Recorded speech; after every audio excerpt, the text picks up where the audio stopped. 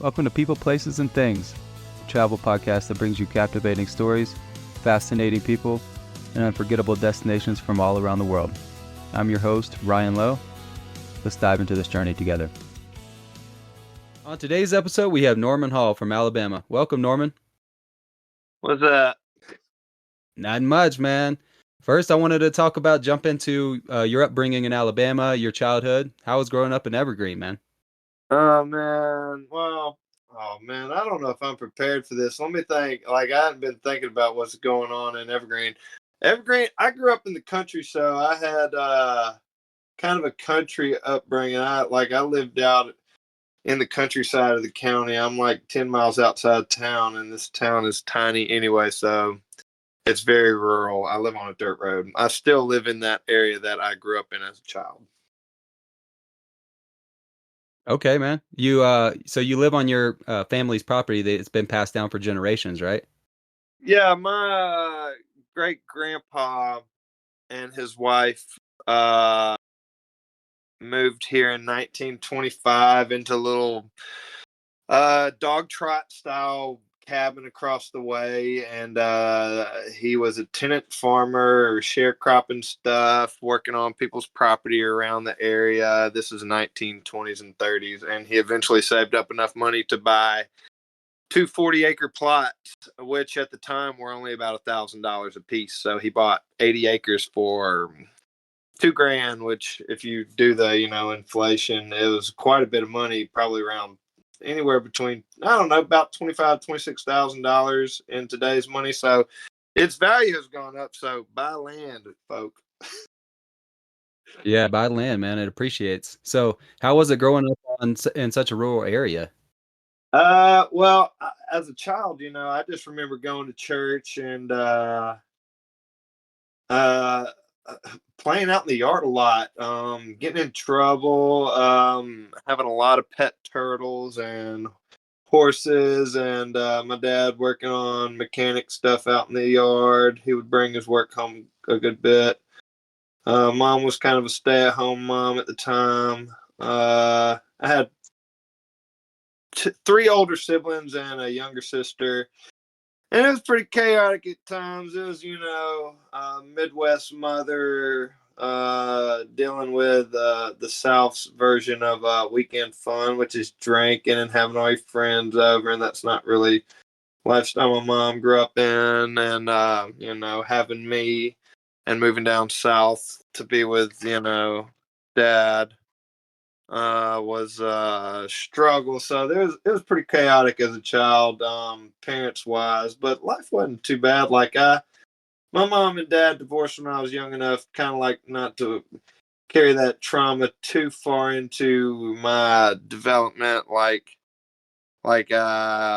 Didn't see any kind of crazy stuff as a child. I saw some, but I was so young that it didn't stick with me long enough to like develop problems from it. Anyway, it was pretty chaotic. Siblings running away, that kind of shit. I don't even know if Ryan knows all this stuff. Like, my siblings all moved here from Missouri to be in this area, and they ended up running away back to Missouri. It was crazy for mom. Parents get divorced. Growing up in Alabama was fucking weird, y'all. And then when I came back to this area as a young teenager, preteen, I had a really good friend right down the street from me where I lived in Evergreen. And I lived a pretty chill life. We got in a lot of trouble, but it was always, nothing too crazy. Like, let's just say mom would get called and me and a friend are running back and forth between the roof pitches like it's a freaking skateboard ramp without skateboards. So it was crazy. It was fun. Good friend. He was my good friend growing up, and I was in Boy Scouts. So I learned a lot of Boy Scout type of stuff, cooking, camping outside, that kind of lifestyle, appreciating being outside in nature, and learning different techniques to survive. Like, I took that shit to heart. Like, I live in a cabin in that same area, and it's kind of like camping. I live very much outside. I have a structure big enough for me and my dog, and to live comfortably as a big living room. Uh, with all the stuff that I need. Um, and I don't pay any bills. It's very much like growing up as a child. I managed to not have bills as an adult, as long as I live in Alabama. So that's kind of nice. Phone bill, insurance. I don't have any major crazy bills. So that is really pleasant as a southerner. Uh, definitely, if you didn't grow up like that, definitely try to have something to give your next generation, like a little bit of breathing room to live an adult life and not have to struggle with bills. And if you're having to deal with bills, uh, you know, at least enjoy where you live. Because I Alabama, I yeah. don't enjoy it, but at least I ain't got no bills. Yeah, you're living a minimalist lifestyle out there, but Very you minimal. share same love as travel as me, and you've traveled a lot. You've traveled extensively, and being open-minded coming from Alabama, that's huge. And getting out because your peers are all stay there, and your people you grew up with all stay in the same town more or less. But I wanted to go into Scotland a little bit, man, and it's probably your favorite country, as you've told me. Tell me about your first experience in going to Scotland for the first time, and what led you to travel to begin with. Well, growing up, I got read a lot of like King Arthur stuff. When I was a child, I was fascinated with King Arthur and castles and medieval life. Like if there was a movie that involved that kind of stuff, like the 1950s or 40s Camelot movie, whatever it was, I was either watching it or had a Lego set to deal with castles or being read it late at night, as my bedtime storytelling time, whatever. Besides Ninja Turtles. But I was a big King Arthur fan and castles, so I wanted to see castles, and I knew my ancestry was Scottish. The Hall last name is a mainly Scottish last name. I mean, it sounds like a place name because it is a place name. There was a Fitzwilliams or Fitzsimmons, and right after the Norman conquest, I guess he would have been an Anglo-Norman or a Norman, and his family would have moved up to France. Anyway, that's where the last name comes from, Hall. He had a child or descendant who took the Hall last name to differentiate him from the Fitzwilliams or Fitzsimmons. I think it's Fitzwilliams. Anyway, uh, so I knew I was Scottish. I mean, I have red hair. And I knew I was Northern English. That was like border clan. They did a lot of reaving on both sides. They didn't have any kind of like they're God, I'm really rambling, but rambling on subject. Anyway, I wanted to go to Scotland because ancestry and I watched Braveheart when I was a child, and I freaking fell in love with it. I know most of the movie isn't filmed in Scotland, but the story, those pipes, which they're Irish pipes in the movie, but doesn't matter. Beautiful. I wanted to go, and I befriended a family from there through Instagram. This is back in the early days of Instagram. And they invited me over to show me around. So I took them up on it and just took that leap, and they ended up being really cool, real nice. Uh, People around here, like living in Alabama, they were just very, why is Norman doing that? He thinks he's better than everybody or some shit like that. And my buddy was like, dude, that's the kind of shit they were talking about you at a party that I went to. And I was just like, at least he's fucking trying. And they just shut the fuck up. And I was like, you're the best, man. Good friend. But it definitely, when I came back to Alabama after traveling, it's like I no longer could find anything in common with the locals. Like I didn't want that simple lifestyle. I wanted to go out and do more than just that. So I went back to Scotland again just to go later in the summer, and then I ended up taking a cousin and a girlfriend over there with me, also to hang out with that same family. traveled around Isle of Skye. I spent a good deal around Inverness by myself. Rode a bicycle down Loch Ness. A87 is the road. It's very dangerous. Don't try it. I don't think they like cyclists on that road over there. So don't do it. Like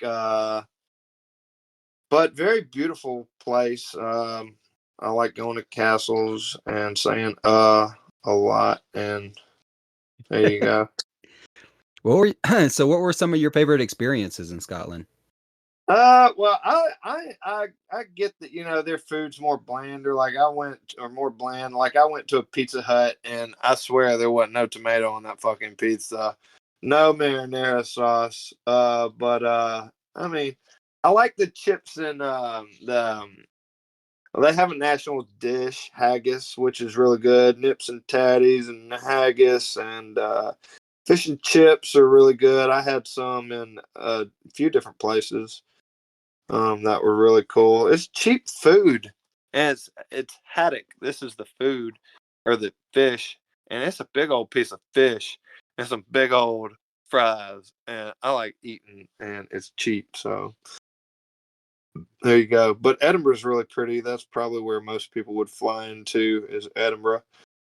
And there's a bus from, not a bus, but a train from the airport. Now, when I first went there, that train system wasn't there. So it's kind of cool. I've got some before photos of Princess Street before that tram got put in, which I guess I'm quite proud of, because not everybody, now you see a tram line running through the center of the street. Kind of cool. And Old Town's really pretty. Gosh, Edinburgh is gorgeous. It's a city you can walk around in. You don't need a car. If you wanted to walk a little like I walked from Arthur's Seat, which is this big volcanic crag outside of the city center. God, we spent a whole day walking up and down that freaking place from the top of a hill to the streets of below a castle, walking up to a big old fortress on a hillside. It's really pretty. Had lunch in the park, Princess Street Park, right below the castle.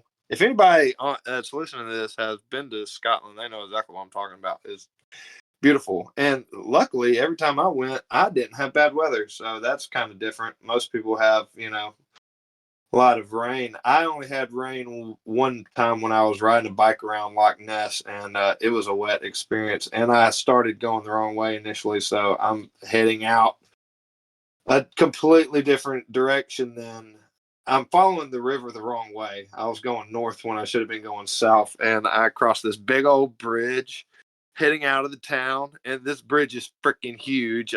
It's maybe not as big as San Francisco Bridge, but it feels like it's that big. It's huge, and it's raining, and I get to the other side, and luckily I find somebody. I'm like, hey, which way to Urquhart Castle? They're like, oh, you're going the wrong way. You got to go back through town. I was like, oh, you're the best. Thank you. Before I take too far on this little quest of mine in the rain. Good times. Did that Well, answer what you questioned? Because I forgot what you asked. yeah, man, just about your experiences there and some of your favorite moments. And Oh, yeah, there you go. That's definitely some top moments. Scotland's the best, man. It's really pretty. yeah, I've only been there briefly, but the rolling hills, the landscape, uh, Go back, dude. just the culture in general, just the people are polite, Yeah, very and hearing a hospitable. variation on English is interesting, man. Like hearing people use words that are different than how we say an English word. Like, like, like, like if you're in line and they say, "Is that ever?" I was like, "What? Is that ever?" I was like, "Ever? Is that everything?" I was like, "Oh, all right, yeah, that's everything. Ever." It's just subtle differences, man, and the language will totally change it. Yeah. I'm glad it was, as a first country to visit, being able to know the language so you're not like completely looking like a fucking idiot. Because I definitely look like idiot in some countries, and I'm just standing there like, man, I don't know how fucking much change I'm supposed to be handing you, but here's this. If it's not enough, ask for more.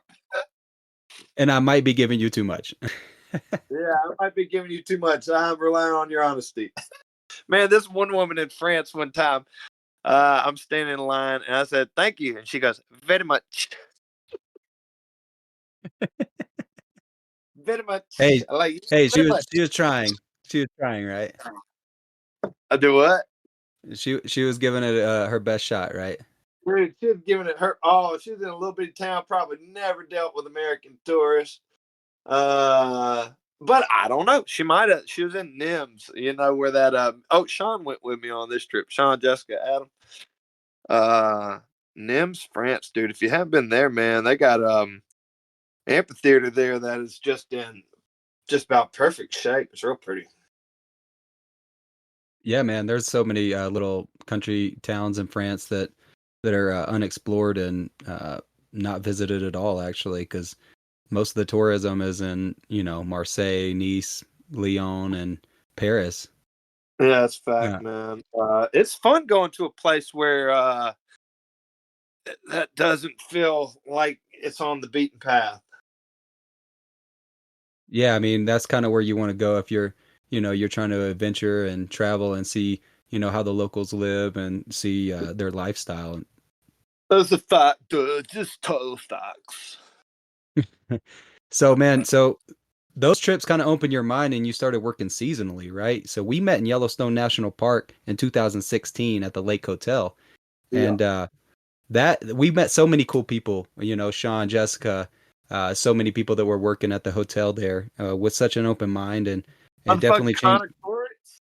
Connor Corich, man, shout out to Connor, man. It's Dude, I such a cool love that dude. dude. I love following his trips because that dude is just straight hammers it to do some work and then like, yeah, I'm gonna be off and go traveling. F this job. I'm gonna be doing this for some months, then I'll go back and do that job. But for now, I'm traveling. That dude's living his better life. Yeah, he is, man, and he's growing like a legit brand, dude. Like Oh, it's a his fact, dude. videos, his videos are YouTube incredible. like off really nice. Yeah, dude's full sending, man. That's one good thing when you move out to those kind of places. You meet people who are doing a little bit more with their life. They're definitely full sending in ways that if you stay home, they full sending, but they full sending on having babies and clocking in. And I'm like, man, that's all good, but that ain't me. Well, so how was your experience in Yellowstone National Park? What was your favorite experiences in the park and around the Lake Hotel? Oh gosh, dude. I mean, here's the thing about living out there. If you're like photography minded or hiking minded or camping or anything like that, it's like overload. Like you can do all those routes really close and in some places that are just the most beautiful to photograph. You'll People back home will think you're just sending fake photos from Google.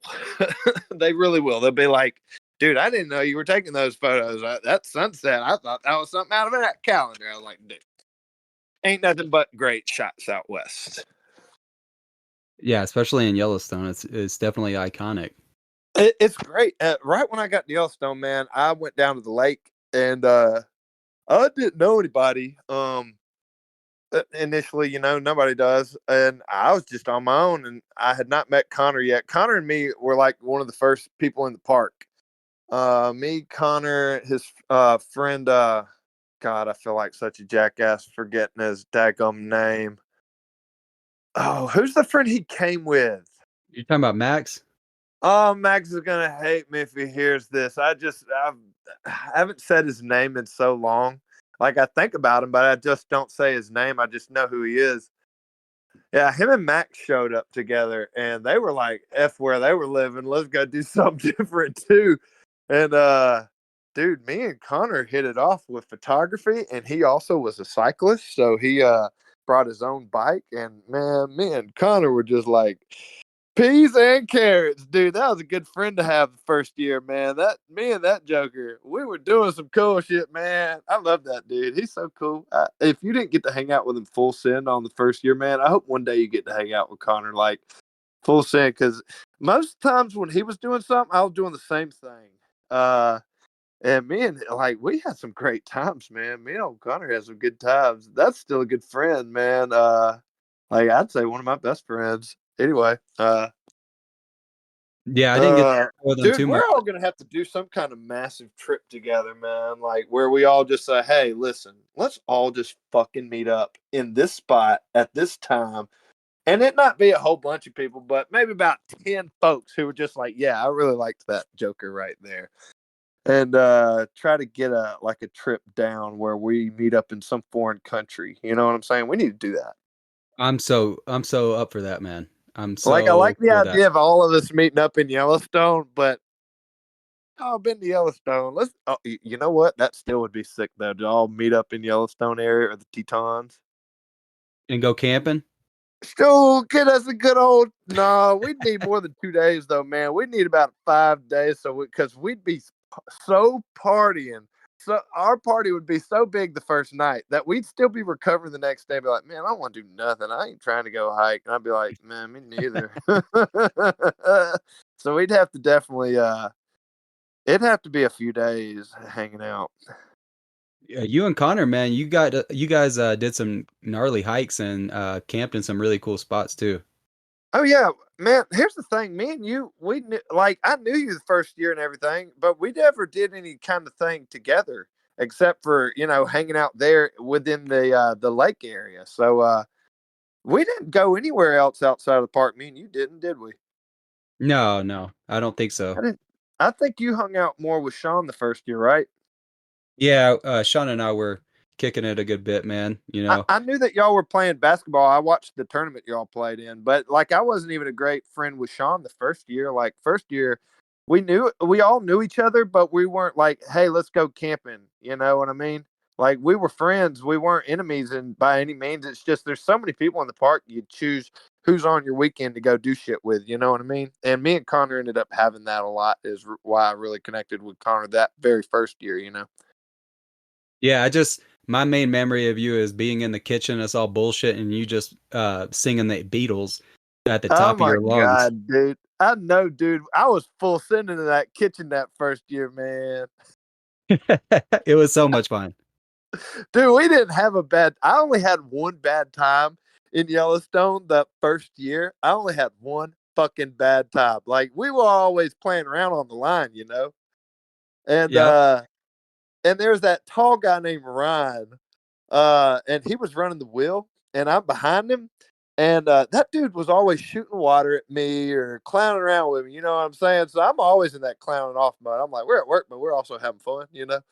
And I'm Yep. not really paying attention to how crazy it's getting or, pulling hair out over service. I'm not listening to that shit.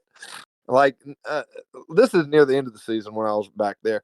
Anyway, I shot him with some water and he turned around and hit me. He said, hey, stop fucking around. This is serious. And I turned around and said, you know what? I'm going to have a word with this motherfucker right after this service. And I did. I said, hey, man, I'm going to tell you one thing. Don't you ever fucking holler at me again in front of any fucking body. I mean, He didn't holler again at me. He didn't holler again at me. That was the only problem I had the whole fucking year. Every other time, I was living my best life. I was having a good time at work. dude, that was a high volume kitchen, man. It You were was a making high some volume, but food. we're always playing. I'm talking about we're playing so much. One time, he shot some water at the flat top, and that hot water bounced off and hit me in the hand, and left me with some, some burn marks, skin boiling type shit. Like one side of my pinky, up and down there was just bubbles of skin from where that water had popped up, hit my hand. So we're talking about water hitting your skin at probably 300 degrees. You Woo! weren't stoked on that, I know. No, I will say this: I didn't say nothing. I was just like, man, that fucking hurt, and that was it. I didn't hit him. I didn't holler at him. I said, "Hey, man, that fucking hurt. Like, watch out. Like, and if I can come at you that way with something like that, and me hitting you with cold water, and you're turning around, Yeah, bitch, different day, different get out of my circumstances. face, huh?" Different day, different circumstances, I guess. Yeah, he was all in his feels, paying attention to the tickets that next day, and I was still having my best life, typically. Yeah, dude, you were always happy go lucky and just like Yeah, fucking definitely singing at was, the top man. of your lungs. Like me and that dude even got along outside of that right there. Like every time he'd see me, he'd go like, "Man, Norman, every time I see you, you just make me happy as fuck." I was like, "Yeah, you make me happy too, motherfucker." But that was about the extent of our experiences with each other. We were never friends or nothing, you know. And I never worked side by side him until the end of the year, you know. So, anyway, good times. His name was Ryan, if I'm not mistaken. I think his name was Ryan too. Yeah, yeah, I remember Ryan. Yeah, I talked I to wonder what's him happening with that recently. dude now. He's a big old tall dude. He was a good 6'5". Yeah, he's still traveling the world, man. Oh shit! Well, I had him on Facebook, but I guess after I came at him like that, he decided he didn't like me anymore. You know, because he deleted me off Facebook and anything. But I don't give a fuck. You delete me off Facebook all you want. I don't care. I thought he was cool at the time, though. He's probably still a cool guy. Yeah, he's a chill dude, man, but you know that kitchen gets fucking furious. Yeah, I know, And man. you People get all in and their feels during the service, and they're not handling it as well as you. Dude, here's the thing. This is my philosophy when it comes to working in a kitchen. It's food. Don't be hollering at me about no fucking food. Just don't. Don't. yeah, and dude, the people you're friends with, especially in the seasonal work, you get 2 days off, and if someone has those matching days off and you're around them, you're usually going to be hanging out with them. It's whoever has Yeah, you that's fact, dude. same days And me off. and Connor worked together, and Connor, I would come into work a little bit after him every day. Uh, and he would just put his nose in there. He'd go, "Smells like a dirty. Oh, hey, Norman." "Smells like a dirty sweat in here. Oh, hey, Norman." That sounds Dude, just me like and Connor. Connor, and Joel would walk in. That was another good friend my first year. Joel, he'd walk in, he'd go, "Norman, motherfucking Hall." And that's how Get way Connor introduces you now. do Norman, motherfucking Hall. Yeah, I Dude, never got to hang out with Joel too much, but oh well, if you ever do, you'll be like, man, that motherfucker's cool. But I will say this, and I hope he's fucking listening. Joel, we ever go to a country again and you don't allow me to speak English to Romanians because you want to talk Romanian, I'm gonna cut you. Man, every time we met somebody, that person would be walking down the mountain like, "Oh, hey, I'm so glad to see somebody, Joel." I'm like, well, it's nice to be able to have a conversation with somebody besides just you fucking Joel while traveling. So, you know, if I could speak English to people who haven't gotten to speak English all the time, that'd be real fucking nice. They'd be like, "I'm sorry." Man, me and Joel, we went traveling up through the mountains, man, and a whole group of people are all around us. Like, they're like, "Oh, who are y'all?" Like, they're all speaking English because they all learn English from cartoons and shit. And Joel immediately looks at me and starts speaking Romanian and starts laughing. And they all look at me and start laughing too. And I'm just looking at him like, man, I will fucking cut you. I hate that shit, man. That is so annoying. And Joel knows it's annoying. he did it to piss you off for sure. I bet he did, man. I wish I could just fucking go back and cut him at the time because it'd be nice to have had just a conversation with somebody outside of just Joel and him being the translator of where the fuck we're going in Romania. Because it was a very lonely time in Romania, Joel, because I was not able to have any conversations with any fucking body but you. Anyway, he's Well, listening to this going, you know what? Fuck him. dude, we both met some great people there in Yellowstone. And, Oh, yeah. speaking back to Connor, man, you took a epic road trip with him at the end Oh, of this yeah. that first season. Talk about that I road trip, your route, and your experiences on that trip. Dude, me and Connor left out and headed towards Glacier out of Yellowstone. Wait, I think we dropped Joel off first. That's right. We dropped Joel off in Cody, and it's a freaking snowstorm, dude. And we're heading north outside of Cody, if I'm not mistaken. It was north, and from Cody, and it's a whiteout, dude. It's already blowing across the roads, can't see type of shit. And I honestly don't know how we got out of that, but I guess we got out of that little snow system or something. Because once we got into Montana, I don't remember any of that. But we got up to Glacier and it was half closed because the snow had already come. And then from there we went out into Canada, dude, pretty quick. And my car started acting up because spark plugs and spark wires needed to be changed after dealing with that cold ass weather. You know, I was in that old white Camry that I had. Sorry about that. And that car started acting up when we were up in Jasper, man. And we're around these massive lakes. And I was like, dude, my car's messing up. I'm gonna have to tiptoe this joker back into Alabama to be able to, not Alabama, but the U.S. to take a look at it because it's too freaking cold. I'm not working on a car in negative degree temperature. It was cold, and we were camping in that car too, man. So it's cold. We'd wake up in the mornings and we'd be shivering. It was so cold. That was a hardcore car camping trip, man. Like we ain't finding no camping grounds up in Canada because everything's closed, and we're not trying to stay in hotels because we're trying to keep this trip pretty far and cheap, you know.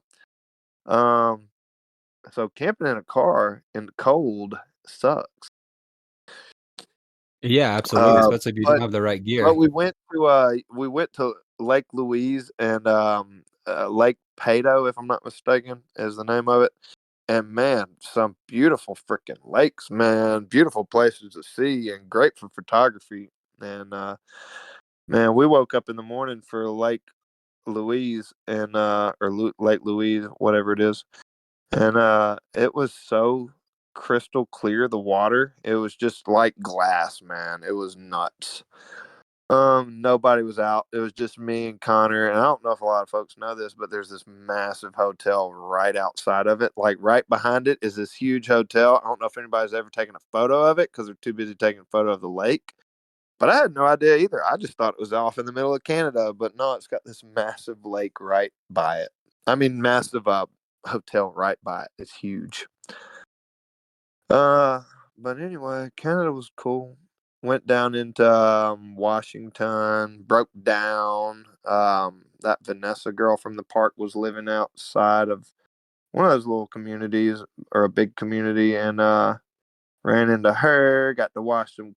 I think we washed clothes. I know we took some showers at her place, and then we went down into some national parks. We went through the redwoods, Sequoia.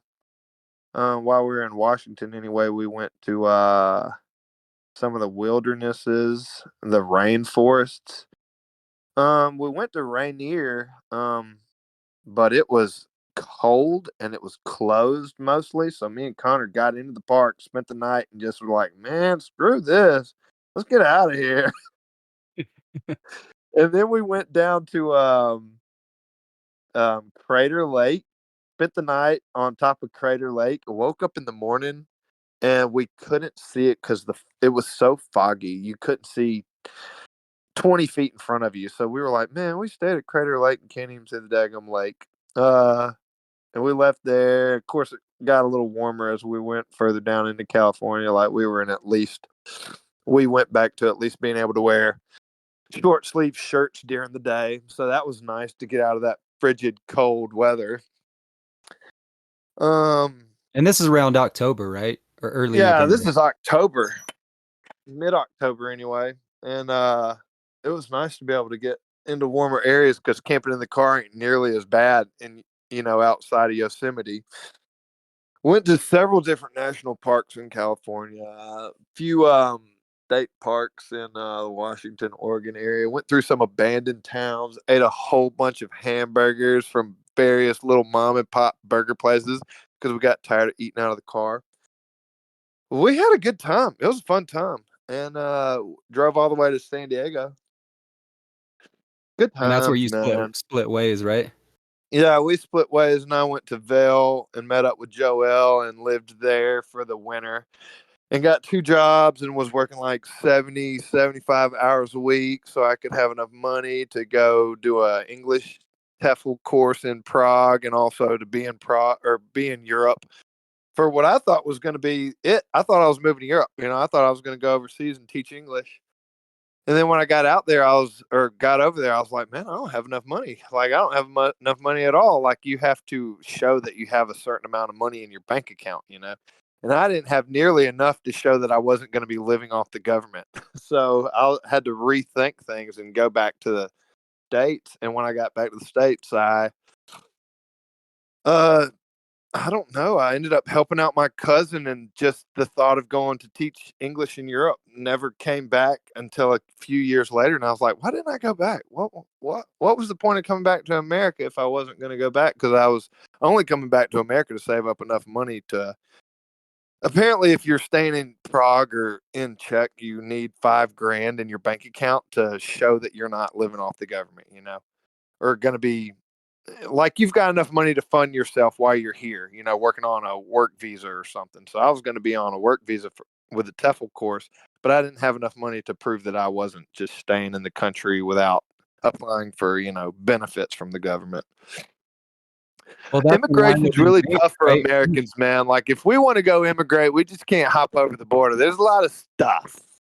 A lot of Yeah, there's a lot stuff of red for us. tape. Well, if you want to live A in lot any of other red tape. country, there's red tape. But that's in line with your major, right? You're an English major, so Yeah, I was an you wanted English to teach English. major. Yeah, and that would have been a lot of fun. And having a cooking, a lot of knowledge in cook. Well, I didn't have a great amount of knowledge at the time in cooking, but shoot, great secondary income if you're over there and you're teaching things, not paying enough. You can be like, well, there's an American place over here that needs burger chefs because they're trying to make burgers here in Czech, and they definitely don't taste like an American hamburger. And I know that's what they're trying to do is make an American hamburger. Anyway, Yeah, so so you there's a dropped lot of some knowledge. places where you could go and make things better and have a good career, and they appreciate you being there because you're adding a value that they don't have because they don't have, let's just say, the right knowledge on burger making. I mean, God, even if English didn't work out, the English teaching, like I said, food industry, it would definitely work out. Prague is like a town of like maybe 2 million or so, maybe a little more. It's a big city. But it also feels really old. Old. Have you ever been to Prague? Yeah, yeah, I've been to Prague just for a couple days though. Oh yeah. Well, a couple of days is enough to get a good appreciation for Prague. I'm sure you ran into Dom then, right? He was in Slovakia at the time. I ran into him there. I went to his hometown and Oh spent some time yeah. with him. Oh, that's cool. I never got to hang out with him in Slovakia, but I spent a good amount of time with him in Prague, dude.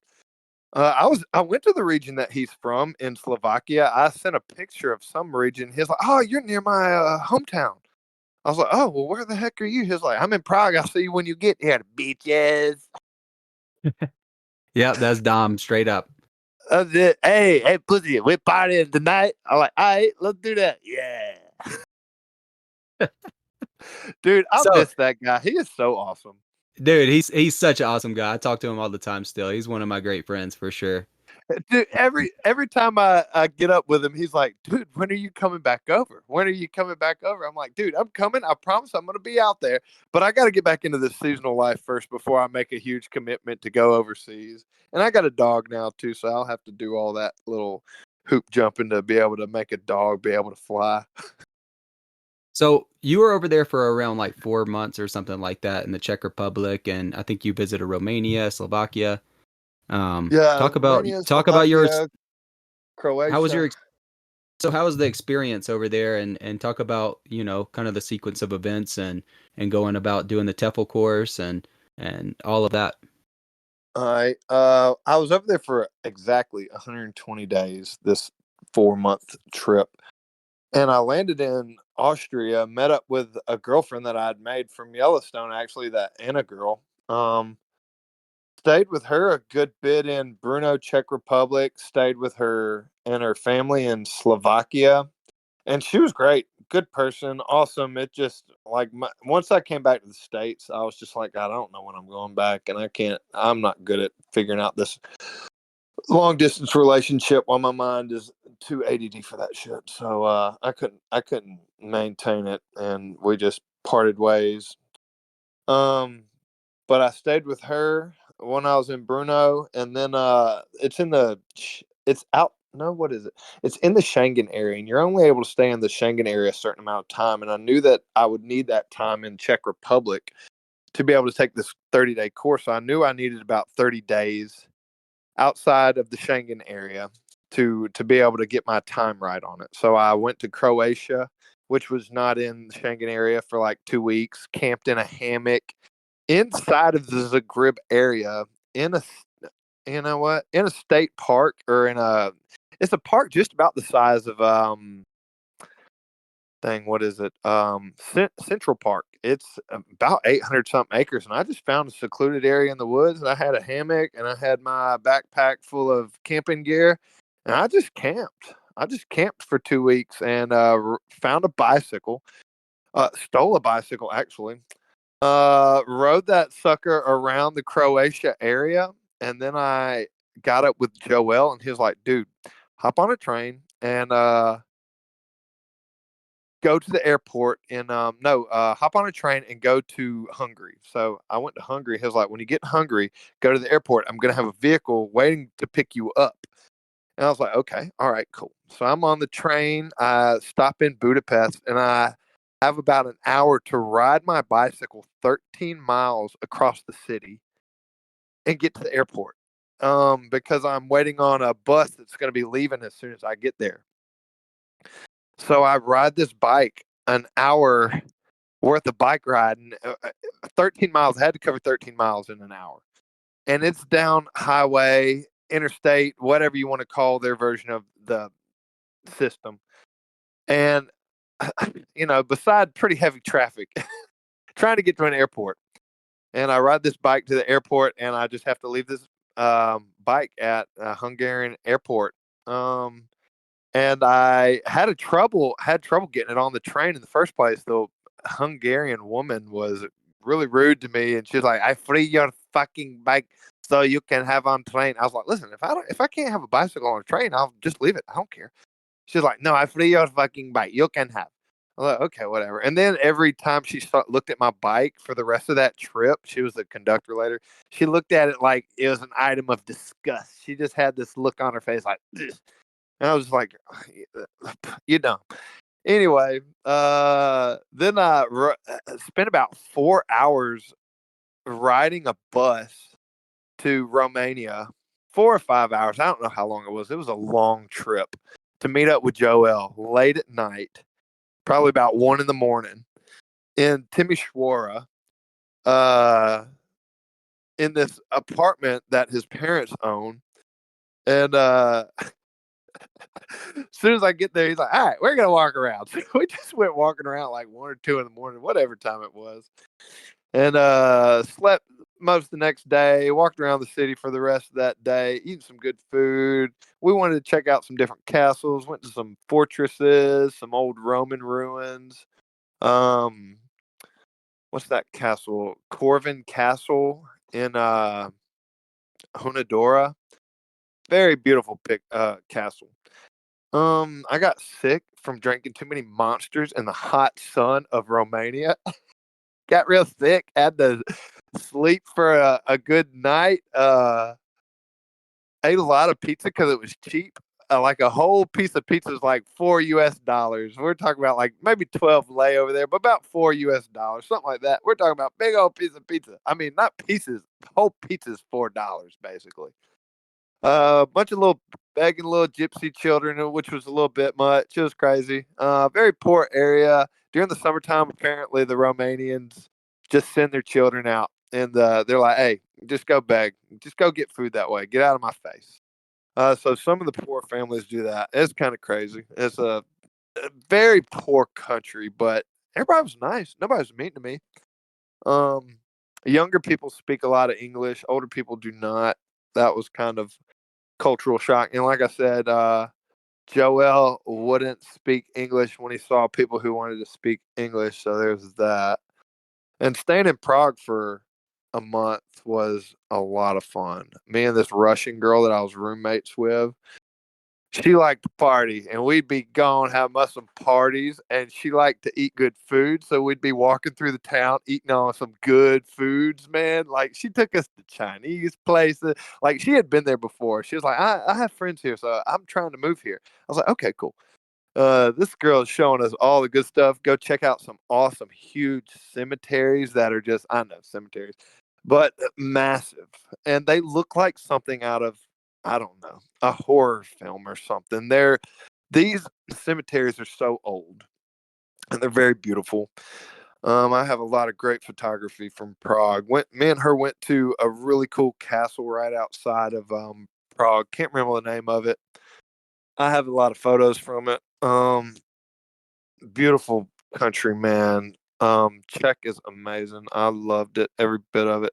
I liked Slovakia too. Slovakia felt a little poorer, just slightly, than Czech. Um, a lot of castles, a lot of little towns. Everybody seemed pretty chill, laid back. I didn't meet a lot of mean people. Nobody was really rude to me. The food, I liked the food. I can't remember anything in specific, except some kind of little potato dumplings in the Slovakia area that were really good. I can't remember what they were called, but they were so good. They were like a national dish type deal. Dom would probably Piro- know what I'm talking about. pierogies? I don't think so. I don't think that's their name. I think that it has a different name. But anyway, some kind of potato dumplings, kind of like a weird gnocchi or something. Um, God, Yeah, yeah, I know what man. you're talking about. I Yeah, was very much in the moment when I was traveling, man. Like I was living in the moment when I was over there, man. It's like having this conversation is really taking me back to the enjoyment and like everything just seems more like you're really thinking about what you're doing. You're not thinking about nothing but just traveling. Like I went and hung out in a mall a good bit when I was in Croatia so I could charge my items, like I took my iPad so I could read during the day. Like I'm not doing something crazy every day. I'm just chilling. Some days I would just pitch my hammock and I'm reading. For that amount of time I'm reading and then I'm going and getting something to eat. And then I'm, sitting by a lake or I'm relaxing. I'm taking photos of different things that I see, like a bunch of turtles piling on a log in the center of a park type of stuff. Like every day isn't some kind of crazy mountain hiking adventure. It was very much like I'm just chilling. I'm chilling yeah, and I'm sightseeing. I'm enjoying my day. Nothing crazy's going on. Like sometimes in Romania, me and Joel would just all day. We'd wake up late, about 1 in the evening, 2, and we'd just watch movies. And then we would just go to bed, and then we'd have another late wake up the next day, and we'd maybe go on a hike up a mountain, or not a mountain, but like a hillside, or we'd go into abandoned German town. Uh, d he had some good friends over there that he had known from childhood, and that's who we were staying with. And we'd help out on their farm. Some days we'd just pick up hay for the hay cart. Other days we just go get water out of the well for them, and it was pretty chill. Did a lot of hitchhiking in Romania. That's something that I've only done in Romania. And Joe's like, "This, it's illegal, but this is like the only way people get around here." And people legit stop and they pick you up and they're like, "Where are you going?" And if they're staying in town, they'll point down, like, "Yeah, I'm just local. I'm staying local." And then they'll just keep riding by, and the next person will stop. "Hey, where are you going?" Romania was fun, man. I really liked it. Very poor. Like you'll see people pulling. Well, not very poor, but poor in consideration when it comes to Europe. You see a lot of people pulling a vehicle that's been turned into a cart, and they're pulling it with a horse or a donkey, because they've had to. You know what I'm saying. You'll yeah, see, you'll see it. It's a little bit poor, and it feels it. Like I kind of judged some of those parts of European countries, kind of like if the town had grass growing up through the sidewalk and it was tall and didn't look like it was being cut. I was like, all right, that's like this is poor Europe. This part is poor Europe. You know how? Did you ever go to Switzerland and you notice how every ounce of grass is manicured in that whole freaking little country? Well, that wasn't going on in Romania, no, I and it mean, went on totally to a different little bit worlds. lesser extent in Slovakia. Slovakia, some of the grass was poking up through the pavement, but not everywhere. But in Romania, everywhere. But Norman, going back to what you were saying about if you're traveling for months on end, usually you not every day is going to be eventful. Especially, it was nice for you because you had friends over there. That makes it a lot more special to be able to It travel and does. have friends.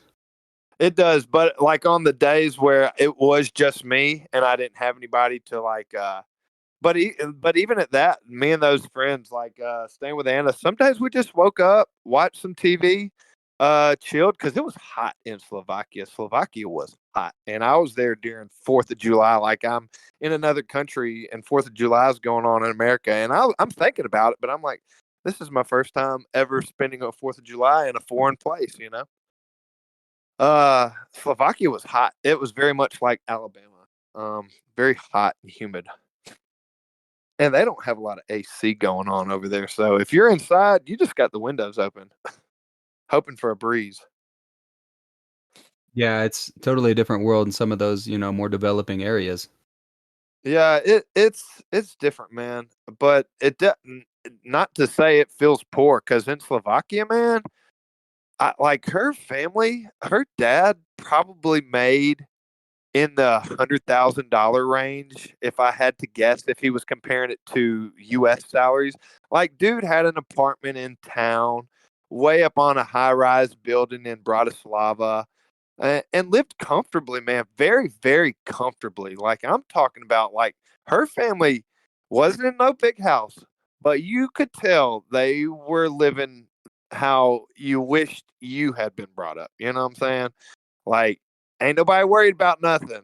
We chilling. We got a dog. He's old now because he's relaxed. But this wife ain't hurting. My children ain't hurting. Like her dad was living his best life. He must have been about 46 at the time.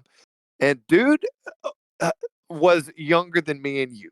That dude, I watched him run up a mountain and run back, and he was like, "I'm gonna do it again, so y'all can just catch up with me. I'll see y'all when y'all get there." You know, and that was just how he is doing it. He was like, "I want to exercise," and dude, man, biking, cycling, and he went skiing too. But he didn't do none of that skiing like me and you do, riding up that daggum chairlift. That dude, the only skiing he had ever done is carrying them skis up a mountain in the snow, and that's the only way he'd ever skied. Damn. Full sender, full sender. Dude was full sender and making big money in Bratislava in Slovakia, and being able to actually take care of his family. You know, like they lived nicely. Their vehicles were nice. Um, his children were nice. You know, Anna was awesome, and he was awesome. He was cool. I wish it had worked out, but because he liked me. Him and the wife, they really liked me, man. They were cool. Like they let me stay in their house for like 5 weeks, man. I was chilling, helping them out in the yard, going with them to their grandparents' house, that kind of stuff. Like getting drunk with their family. You know what I mean? We're chilling. We're living in the countryside in Slovakia. You know what I'm saying? It was fun. 5 weeks of that, dude. It was a good time. And if Anna ever hears this, I doubt she will, but she'll know that I had a great time with her. She was a cool girl. Oh, Yeah, you're Anna. you're you're integrating into the real Slovakian lifestyle, right? I really was, man. I really was. I'm telling you. And here's the thing: over in Slovakia, I guess it's a holdover from Cold War era.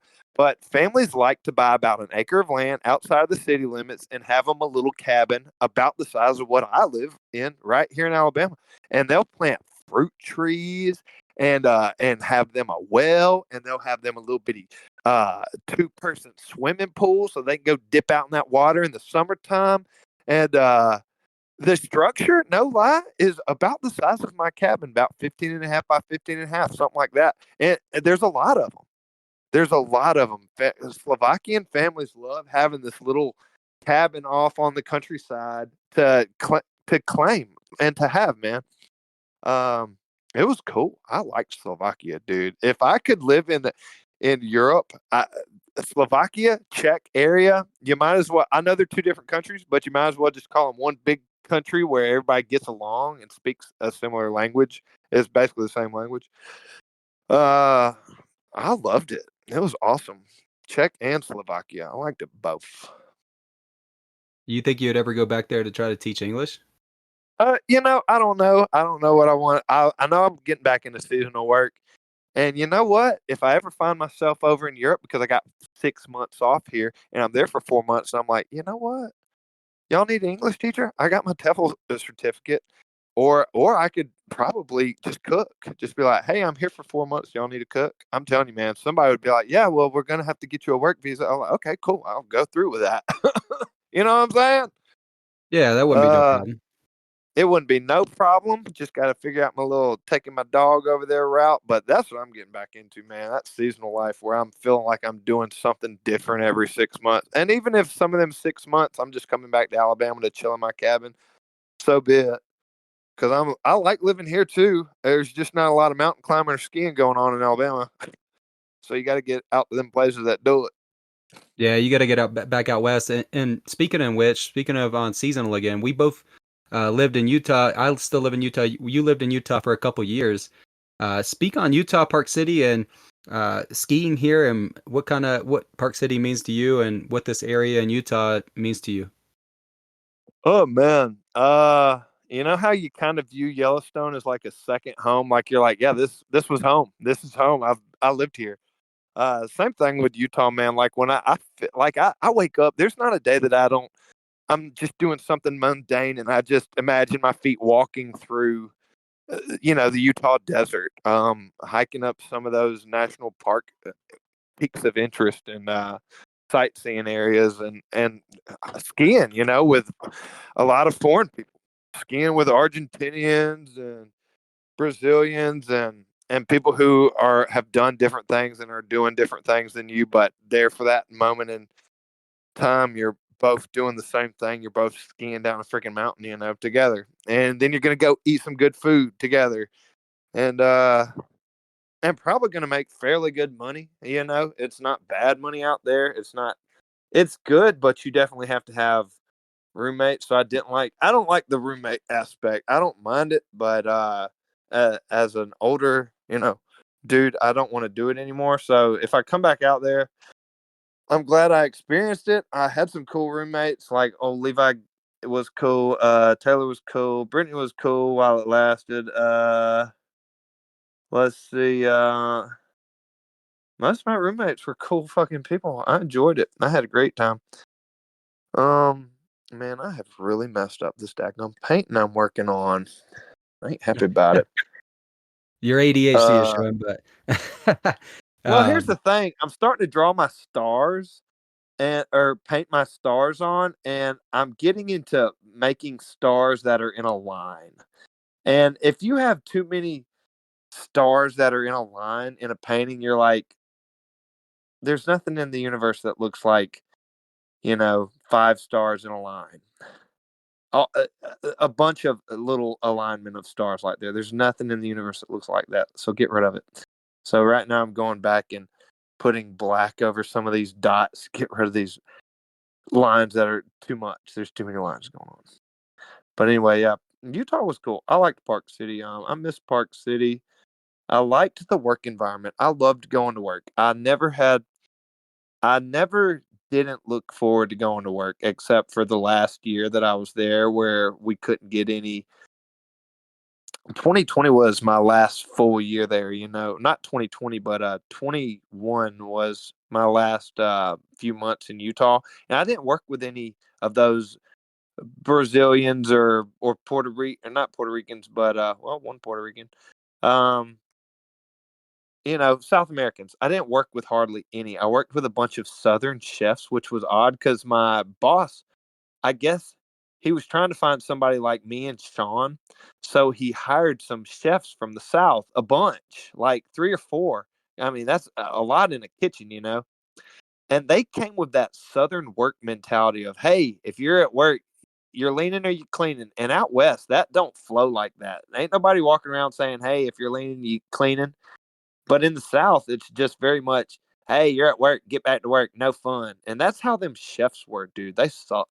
They sucked the joy out of working at Deer Valley, dude. Like Deer Valley was a vibey place, fun vibey place.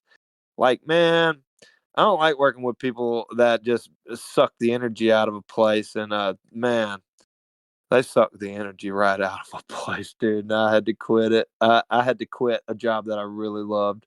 So I hate that I quit. But I'd asked to get moved. I just couldn't work around a person like who I got stuck working around, dude. Like, I had a horrible roommate situation in Vail, Colorado, right?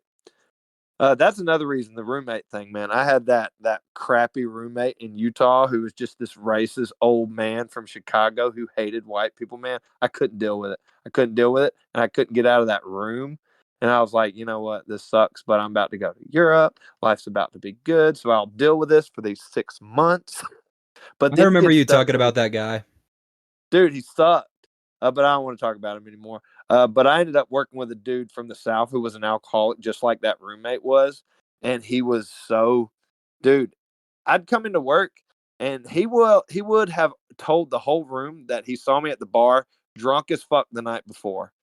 And I'd be like, what are you talking about, dude? He's like, I don't know what you're talking about. Just gaslighting me, you know? I was like, y'all, I was not drunk at no bar. Oh, we heard you were partying and getting drunk. And I was like, that, I don't care what people think about me, but don't make stuff up about what I've done. You know what I mean? And that's what this dude was doing. And I was like, y'all, like, either move me or I'm gonna have to quit. And my boss was like, man, give me about 2 weeks. Give me about 2 weeks, and I'll have something for you. Like, just give me 2 weeks though. I need 2 weeks. I was like, dude, I can't do it. I can't work with this dude. Like, this dude was walking up beside me and screaming boo in my ear. Like, when I'm cutting up food, he'd walk by, boo. And I'd be like, this motherfucker. I was like, dude, I don't like what you're doing. Like, leave me alone. And he'd be like, what are you talking about? Like, that's how he was treating me. And I was like, yeah, I don't like this. I don't like this kind of person. You know how you stay line when you walk behind somebody or by somebody in the food industry? Well, this dude would walk around the corner and scream it in my ear, scream it. And wasn't nobody be around. We're in the back chilling, You don't need to shout nothing in my ear. And I'd be cutting food and he'd like screaming it. And I was like, I can't work around this motherfucker. So that was my last year in Utah. And dude, it really made me dislike working with Southerners. And then I came back to Alabama and I kind of got into that, that mindset's also down here that if you ain't if you're leaning, you could be cleaning. That mindset they do here in the South. Um Oh yeah. and I'm not a big fan of it. I'm okay with it while I'm here. Like, but people down here, like, their goal in life, it seems like, is to be able to tell the next person that they have just been working all damn day. I've been working. What have you been doing? I'm like, oh my God, get out of here. Get out of here. That's not what life's about. Working. And when you get down here in the South, that's what everybody wants to compare is what they've been working at. Working. I'm like, God, that is not what life is about. Life is not about just working. It ain't about Yeah, working yeah. at That's all. Southern culture though, man. Work yourself to death It and is. It's a get a couple of mentality that toys. they've built up over time.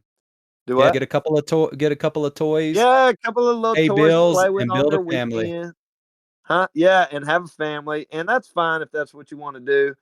But, like, if that's all you can compare to the next person to make yourself feel better or bigger is that you've been working, like, get out of my face. Just get out of my face. I'll show you what I've been working on. I built this cabin so I wouldn't have to do all that working you doing, motherfucker. And Yeah, man. my working is all on this property, and you can't see it, so I'm not gonna walk around saying I've been cutting firewood all day. I've been working. Show y'all about this work. Good God. Man, for someone who lives in Alabama, you are totally like just, not into that like not into that lifestyle and just like totally. I'm not, man. It's like a battle. It's a battle, and I try not to like. I just I don't I don't talk to a lot of people about what I do down here because this area that I live in has a very jealous mindset, and they don't like hearing anything good. They don't want to hear your good time. They don't want to hear about what you're doing. If you ain't got no bills, they don't want to hear it because they work and they work and they hate when somebody ain't got to work as hard as they do, dude. It's so weird. They just want everybody to struggle just like them in my area. And I'm just like, y'all, I'm just going to tell y'all my life sucks so you don't wish any bad on me for having a good life. You know what I'm saying? I don't want y'all to be, I hate that dude because he gets to travel. I don't tell nobody nothing that I've done around this motherfucker. I don't sit there and brag about nothing or let my, like, I just don't want them to think any bit negative about anything I've done. and I don't want them to have that jealousy that seeps into their little souls around here. I don't want them thinking about me. I'm just that fucking idiot that comes to work, and I drive an old truck. Ain't nothing impressive, and I live out in a little cabin, and that's it. I'm just a local nobody. Don't worry about me, so you don't throw none of your negative mind towards me. Just assume I'm so fucking poor. It's the reason I live like this. Just assume that, pretty please. Don't throw none of that shitty energy my way. I don't like it. I don't want it. Don't do it. It's just best to stay away from those people, man. And I It think is. you do a good job of it, staying by to I yourself. do a fair job. Definitely got to compartmentalize, because you'll run into people who, they're going through their own little life and their own little problems, and they can't help it if they're jealous of having to do more to be able to live on this earth. So when they come at you sideways, you just gotta, apply your knowledge on why they're being who they are, and try not to think about it too much. Don't let your be as nice as you can to them, but don't you can't drag everybody into reality of their mundane existence. Some people are just meant to have a mundane existence, and then they go. That's it. They just come onto this earth to be a little worker bee for somebody who's going to make a lot of money off of them, and not have much more outside of that. Their goals are family and and being able to play on some toys while they're here. Um, it's cool when you're able to show somebody something a little different than that, because some people actually really do appreciate it. But other people, the people who they're jealous minded, and they'll just be like, you know what, I'm gonna treat this person meanly. I'm gonna treat this person who's a full sender uh differently, and I'm gonna do my best to make him feel small. I'll get a lot of people who try to make me feel small, like they feel down here. And you, it's so like, here's the thing. I do a lot of karaoke, and I sing really well. And like I said, I paint. I'm chilling. I ain't bothering nobody too much. But I like to show, like, family wise, I post a lot of stuff, like when it comes to like my paintings and stuff. But nobody really knows much, about my personality too much. I don't think. Maybe they do. I don't fucking know. My Facebook's all over the place. But because that's what you got to use here for social media stuff. I stick to YouTube a good bit. But uh, dude, I've been booed at karaoke's down here. Booed. You know what I'm saying? And I just know that it's somebody who is mad because they can't do that. You know what I mean? That's all it really is. Like, who boos somebody out of karaoke, where you're all just having a good time? But anyway, this one dude, he booed me at one karaoke, man. This dude goes, boo! And I'm singing, I don't know if you know this, but I sing really good. And I know I can sing really good. And I ain't bragging. I'm just saying, you know when you can sing. And I was singing I Miss You by Incubus, and this dude started booing. This old fat white man who sings every now and then at karaoke. But I hear somebody going, boo! And I was like, I'll let the first one go. And then he did it again. And I just stopped mid song. I said, would you just shut the fuck up? And he booed again. He booed again. I said, can you just shut the, you know what? Fuck it. The I Miss You song. I was like, I just butt fucked your mom. And dude, I am ripping this dude a new one, singing about butt fucking this old man's mom. And you know what? My That God, bitch, that bitch ain't booed me since. dude. But like down south and down in Evergreen where you live, man. I mean, you really can't blame those guys because that's where the way they were raised, and that's why they seen their parents, grandparents live, And you and know what? You know what? If I I was, mean, here's the thing: if I was from his area, if I was from Bruton, I bet you that dude would do his best to make my life a living hell living in that town. He'd find out who I was. Who is that guy? Look him up on Facebook. See who he is, and try to make your life just fucking hell. They do that down here. They do that down here, man. They try to make, if they don't like you, they will try to make your life a living fucking hell. They really do. It's crazy, man. They suck. They suck down here. It's so funny. So you really do gotta try to just you gotta try to bring your amount of enjoyment down to a tolerable level, because they'll just say you're either insufferable, or they'll just paint you as being either gay or queer or something, if you're not in their little go and work and shut up and don't stand out mold, they label you. But I'm like, why would you why would you do that to somebody? It's just such a sad existence. Some people who aren't able to do anything with their lives other than just being miserable to other people. It's quite sad to have to witness it. But it's good to be able to see it for what it is. I don't think a lot of people down here take any kind of psychology courses or philosophy or anything. They're just in that make money and die mode. They don't know anything outside of it. And when they see something shiny, well, they're going to either burp at it or fart because they don't like that they're not doing that. That's what they do down here, Dude, man. Listen, man, I'm at a casino slot machine, and it's just ring a ding ding. Like I've hit the machine's jackpot, but I haven't bid a whole bunch. But I ain't really paying attention to that, and I really ain't thinking, oh, I ain't gonna have a big payload or nothing, or whatever you want to call it. But I end up winning like I don't know, $120, something like that. And the dude behind me, once he sees the amount, he just lets out a fart and walks off. I'm just like, what a poor, poor mind. What a poor, poor mind. But it's the same thing. It's like booing at something awesome during karaoke or, my version of awesome when it comes to like the little slot machine thing. It's just people are going to boo and they're going to fart at anything that makes them feel, I don't know, some kind of miserable soul type of way. Anyway, I don't give well, a fuck. But dude, it is Norman. funny to be able to stand outside and observe it. Yeah, I mean, but those kind of people are miserable, man, and they just I want to bring know it's so down sad from. though. It is sad. I'm so glad that I don't have that. I'm so glad that I don't know. Like I grew up in the South too, man. But my family, I was not taught to be jealous or when I see something to be mad about it because I don't have it. I just wasn't brought up that way, and it's so sad to see.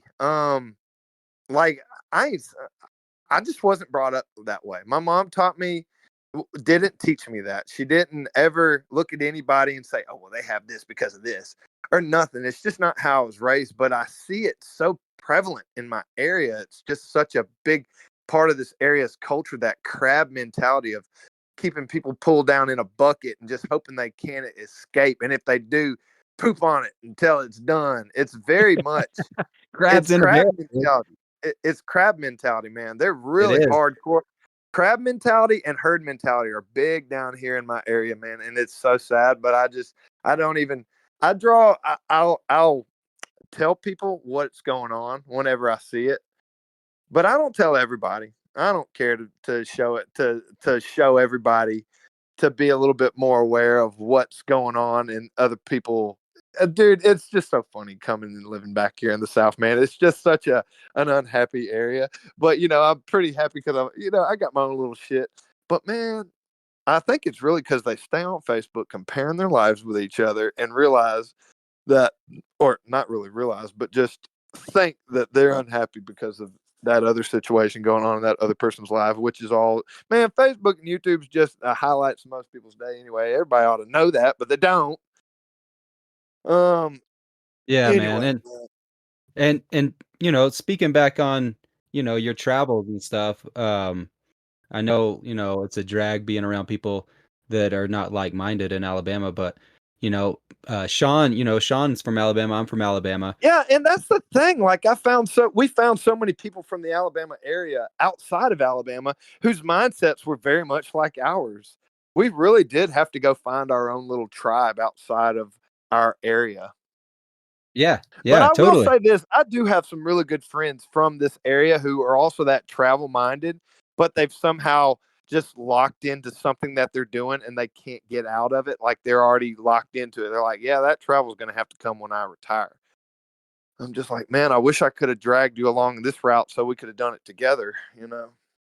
Well, people like that are respectable. They at least have the desire to go out and do things. Yeah, And yeah, and that's what it really takes is having that desire and not being so bitter about seeing it and you not being able to do it yet. That's really what it is. Because, like I said, my good friend from this area, man, I can talk to him about all my trips, and I don't get none of that. poop mindset.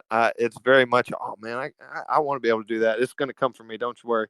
And then we'll just, he likes listening to my stories because I'm also listening to his stories. But it's definitely the people who are your better friends who are, dude, only hang out with people who are rooting for you. If they ain't rooting for you, fuck that motherfucker. That's all I got to say about that. If I ain't being rooted for by you, we ain't friends. You just somebody who's sticking around so you can, I don't know. But if you ain't rooting for me, get out of here because I'd be rooting. I'd be rooting for you, huh? Yeah, no, man. I totally agree. That's the right mindset to have, and I can't wait till you get back out here in Utah, man. But Yeah, uh, it's coming, dude. I'm not sure how many more months out it is, but it's coming. It's coming. It's going to be this year. Like it's happening. And that's not like it's coming. Like I'm already working towards it. I'm already saving. I'm already getting my money up. It's happening. And then I'm gonna tell you what really drives me. Let me tell you what makes me want to get out of this area again real quick, or within the next few months, is having a dog, for real, man. Because I'm like, you know what? Do I really want this dog to just live here on this little bit of property and thinks that this is what life is? This is it.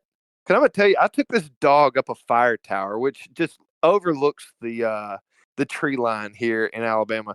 And that dog, when he got up above the tree line, he just sat down and looked out over the horizon, just like, wow, no bullshit. This dog just sat down and looked out, just like, I've never seen something like this. What is this? Is crazy. Um, well, little thing so like I that, man. just want Well, think to. about it. The people that are around that area don't realize that it doesn't have to be international travel, or it could be within the state of Alabama. There's so many cool things like it's cool lakes and hikes Yeah, and man, state Alabama's got parks. some great stuff. Cheehaw Bankhead National Forest is absolutely beautiful, man. I've camped up above that waterfall in Cheehaw National Forest. What's the name of it? Lower Falls or something like that? I don't know. I've been there, but I don't know the exact name of that area, Dude, that location. camped out up over that daggone waterfall, listening to that waterfall all throughout the night. Man, just living my best life. Somebody's dog had walked down the trail, so we got a dog for the night. That kind of lifestyle. Alabama's pretty chill. The weather's tolerable during that part of the year. And when you're around water and it's water just makes it cooler, especially when you're in a bottom like what that area has, a lot of, deep bottoms. Um Yeah, yeah, and it's that's that. beautiful. That state park is highest elevation too. Mount Cheaha is 3,000 feet. That's the highest elevation in Alabama as well. Oh yeah, yeah, yeah, it is. And there's some good clear streams to swim in. It's so pretty up in that area in Alabama. I have not been able to do nothing like that while I have been here in Alabama this time, dude. While I've been home, I've just been hanging around here. I'll go down to Pensacola from time to time down in Florida, but I mainly just stick around the area. I go to work and I come home and I paint or I um sing, play harmonica, piano. I cut a lot of firewood here during the winter months. I walk my dog around the pond, let him play out in the woods. Um, I just chill, man. Nobody's bothering me. I'm trying not to bother anybody. Life's good. Simple life. Life's chill. Um, you did you've been to Europe a few times, man, and I wanted to talk about the Europe trip you did, the road trip you did with Sean, Jessica, and Oh Adam. yeah, Sean and Jessica. Yeah, that was the last time I was in Europe. Actually, right before COVID. It's crazy to think I haven't been to Europe in 5 years now. But we went from Barcelona to southern Italy, like Campania area, south of Rome, around Pompeii. It was pretty. It was a great trip. Skied in the Alps. Ate a lot of good Italian foods. Went to a lot of supermarkets and outdoor markets. Stayed in the Dolomite area in some cabins. Not in cabins. I'm sorry, in our tents. Dude, that trip was fun. It was great. I went to Rome. I got to stand in the Coliseum, dude. It was an amazing time. I never thought I'd be able to. You've been to the Coliseum, right? No, I haven't yet.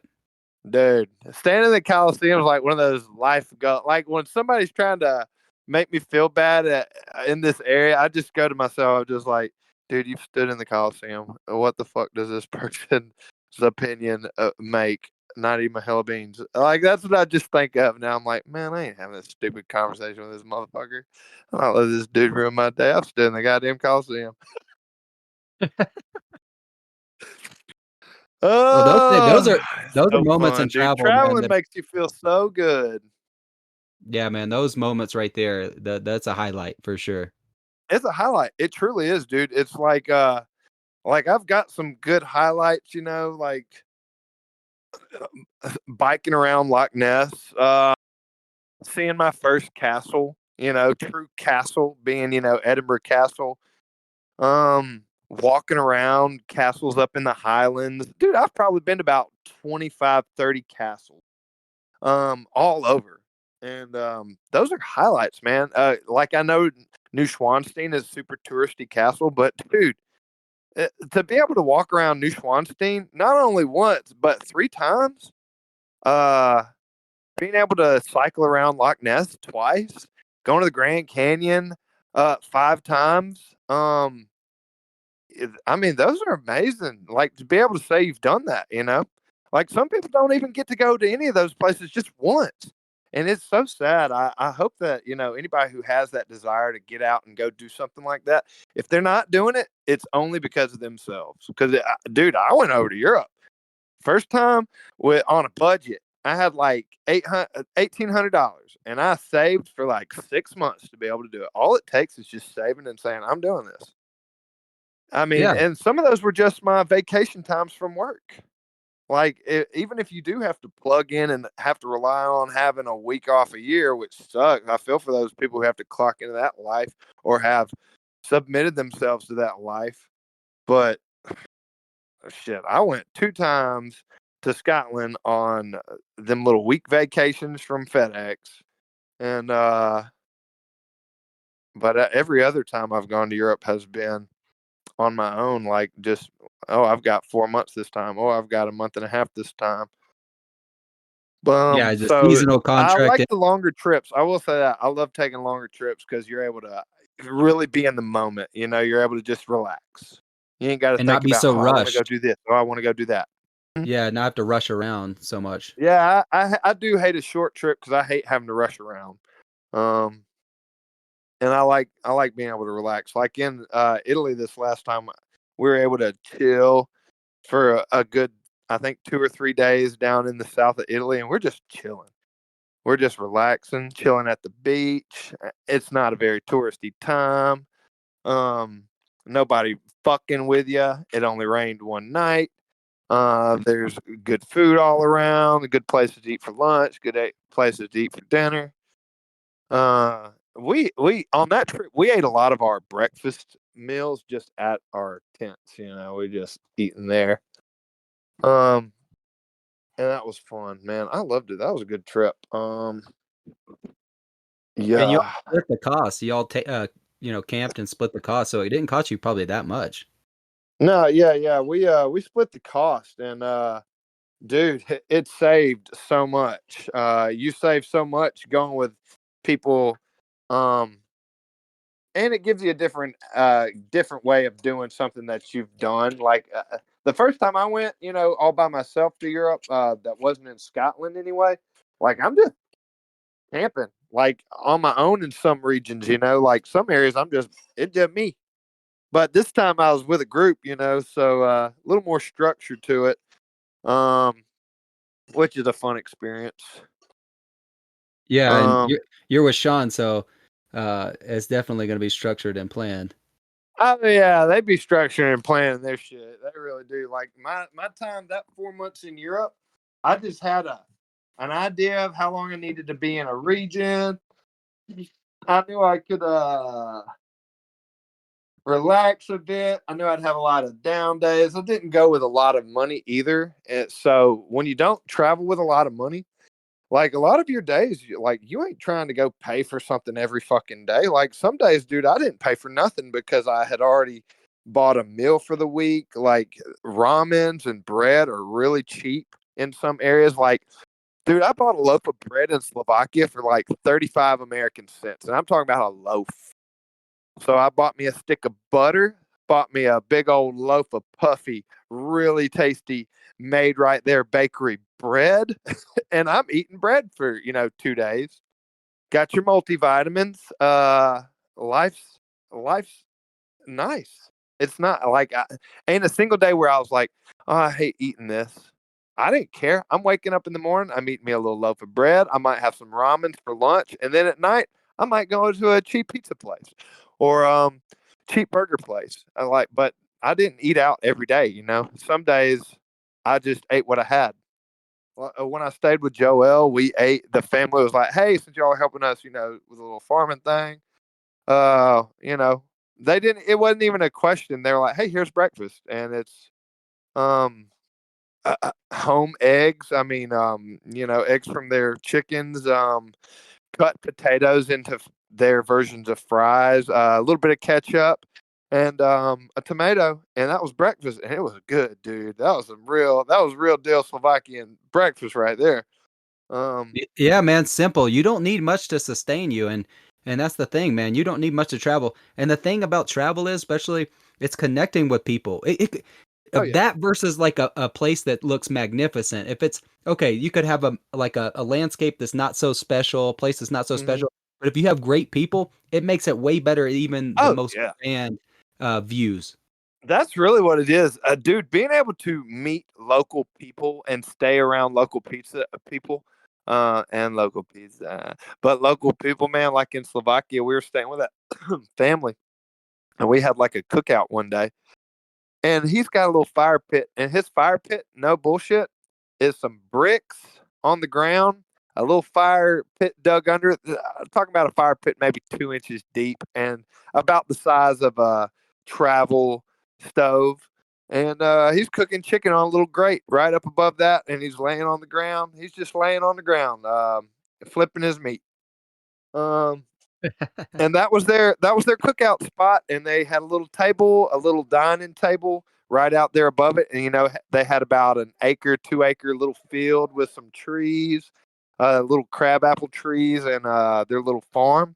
And dude had that little table and that little fire pit right in the back side of the property near the woods, and living like kings, dude. It was amazing, and it wasn't nothing fancy, but it was just perfect. It was perfect, man. Man, yeah, that speaks to, uh, like just the simple life. Sometimes the simple things are just better. It's a fact, dude. It's a fact. It's 100%. I'm telling you, man. Drawing it back to living in this cabin, dude. Like just simple, no bills, nothing crazy, just chill cabin living. Simple life. Got my little solar battery. Nothing too crazy going on. Simple meals that I enjoy every day. Like I cook a lot of the same thing, but I enjoy them. Um, a lot of pastas and a lot of Conegra sausage. Dude, it's just Speaking on that, Kaneka sausage is like the cornerstone, is quintessential Evergreen, Alabama. What does that facts. mean to that town? That's everything to the town, right?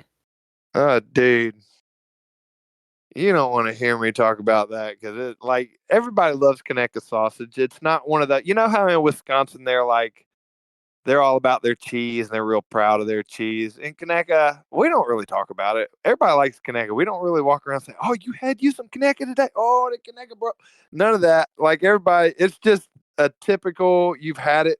I will say this: when you move out of this area and you ain't got no alternative to Conecuh sausage, you're just like, well, I guess I just ain't eating that no more. Because yeah, I don't eat no sausage out west. That's just nasty. That little breakfast sausage they served in Yellowstone, them little. You gotta hope you got enough syrup on it to make it taste good. Sausage. Yeah, I guess once you had Kaneka, it's a lot different. It is. It's a fact, dude. Once you've had Conecuh, like you don't want to eat none of that little bland breakfast sausage bullshit. Like I don't mind a patty sausage, but a link sausage, if it ain't Conecuh, I don't want to eat it. I've tried some good chorizo though from time to time, but it's Conecuh's Conecuh. And I know that sound. I don't know what that sounds like. I'm sure it sounds real stuck up, but man, once you've had that sausage, you're like, man, anything Germany wants to throw at us, I dare say I'd still rather eat Kaneka sausage than the best thing Germany can throw at us sausage wise. I'm just saying. What do you think? What do you think, man? Would you I would agree. if you had to pick between, Germany is real famous for the little Wiener Schnitzel bullshit. Man, you tell me one Wiener Schnitzel tastes as good as a Kaneka sausage. No, I don't think so, man. I think Connecticut's got it. I mean, I'm biased. I'm from Alabama, but I don't think it's even a bias at this point, man. I'm just saying. I think if a German ate a Kaneka sausage, they'd be like, "It's not the truth, Schnitzel. It's more like a Slim Jim with a little grease." You know what I'm saying? They'd say something like, "It's not what this is," where they're a little better than you in everything way. But man, a real one be like, "Man, that fucking Kaneka sausage, I ain't never had nothing like that." yeah, it's tasty. I could say that for sure. That's Um, fact, man. but being out in Evergreen, man, you play guitar, sing, write, you do all I type don't of I stuff. don't You write a paint. whole lot. I don't write a whole lot. I sing. I play a little guitar. I'm learning piano a little bit. Right now I'm doing a lot of oil painting. I'm on my one, two, three. I'm on my fourth oil painting right now. And it's a whole lot of fun. There's another local artist from Evergreen, Darwin Nix. He died just the other day. He was a good friend of mine. Anyway, I wanted to do oil painting, and I had been wanting to do it, and I wanted to go by and talk to him about it. I never got the chance. Anyway, um, watercolor is what I've been doing lately until I switched to this oil painting in the past. I started about the end of December, and I'm in my fourth one. It's a lot more fun. It's so fun blending paints. Uh, it's a good hobby, man. It's real fun. I would say if you are looking to do something, and I don't know, man. I don't know. It's a little bit more faster living out west. I don't know if you could find enough time to just sit down and paint with nobody fucking with you. Yeah, I mean, yeah, definitely a lot of things going on out here. I got a lot of different uh, facets of life to Yeah, deal with, yeah. but When I lived out in Utah, man, I really feel like it's a faster paced life. Which is funny because it's not like it's a much bigger area than the Alabama life. It's just it feels like there's so much to do. yeah. Well, But you're out in a small town too, so do you think being yeah, out in a small town and being out in Evergreen, do you think being out on your land, you think that brings out the more creativity, or do you think it's just having more time? I think it's really having more time. Like I'm out west, man. I'd be like somebody would contact you to do something. Somebody would be like, "Hey, I'm about to do this. You want to come over?" It was an everyday thing. Here, man, I don't hang out with nobody.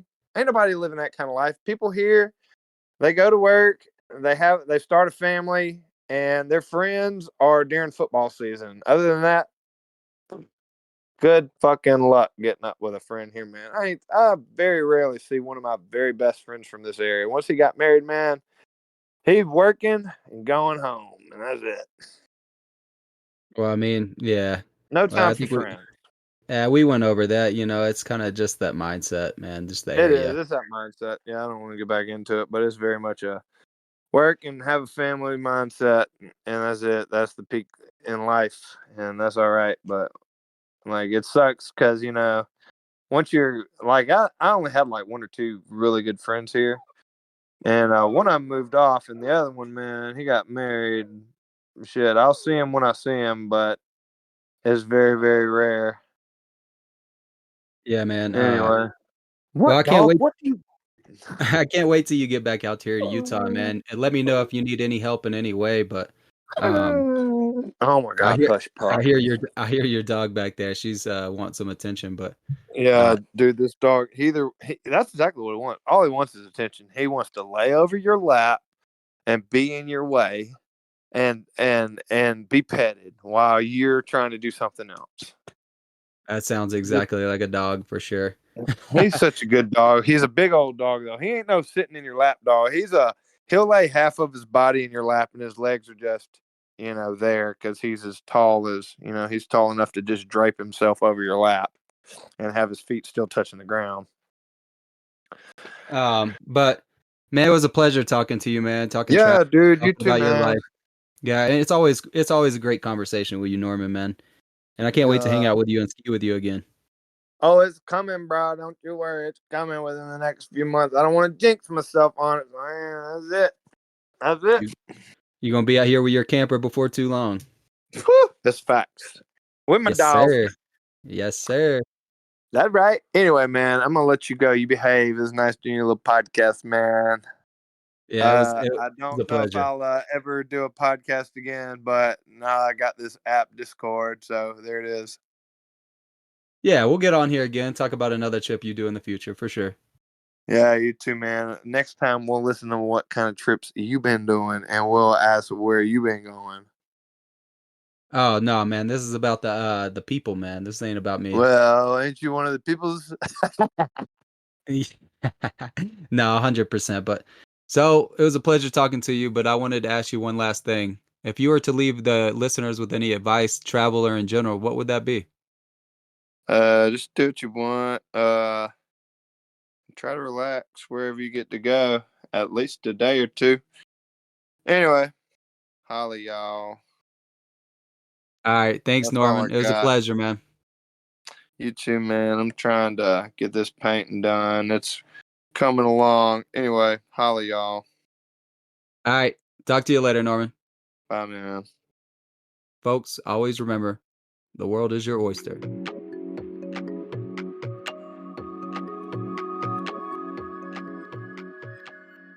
That's a wrap on this episode of People, Places, and Things. Thanks for joining us on this journey. Whether you're dreaming of your next adventure or just love hearing stories from across the globe, we hope we inspired a bit of wanderlust in you today. If you enjoyed this episode, don't forget to subscribe, leave us a review, and share it with fellow travelers. Until next time, keep exploring, keep dreaming, keep discovering new people, places, and things.